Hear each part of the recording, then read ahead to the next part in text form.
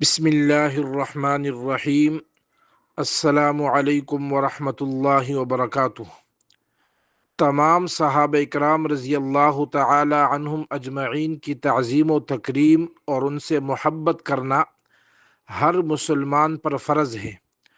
اور صحابہ اکرام رضی اللہ تعالی عنہم اجمعین کے دشمنوں سے بیزاری کا اظہار کرنا یہ بھی مسلمانوں پر فرض ہے۔ چنانچہ اہل سنت والجماعت کی بنیادی عقیدے کی کتاب العقیدۃ الطحاویہ جو مدارس دینیہ میں بطور نصاب پڑھائی جاتی ہے، اس میں عقیدے کی یہ عبارت درج ہے: وَنُحِبُّ أَصْحَابَ رَسُولِ اللَّهِ صلی اللہ علیہ وسلم، کہ ہم رسول اللہ صلی اللہ علیہ وسلم کے صحابہ سے محبت کرتے ہیں، وَلَا نُفْرِطُ فِي حُبِّ أَحَدٍ مِّنْهُمْ، اور کسی صحابی کی محبت میں غلو نہیں کرتے،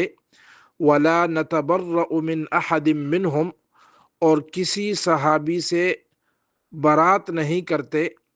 وَنُبْغِضُ مَنْ يُبْغِضُهُمْ، ہم ہر ایسے شخص سے بغض رکھتے ہیں جو صحابہ سے بغض رکھتا ہو، وَبِغَيْرِ الْحَقِّ يَذْكُرُهُمْ، اور اس سے بھی بغض رکھتے ہیں جو صحابہ کا ذکر برائی سے کرتا ہے، وَلَا نَذْكُرُهُمْ إِلَّا بِخَيْرٍ،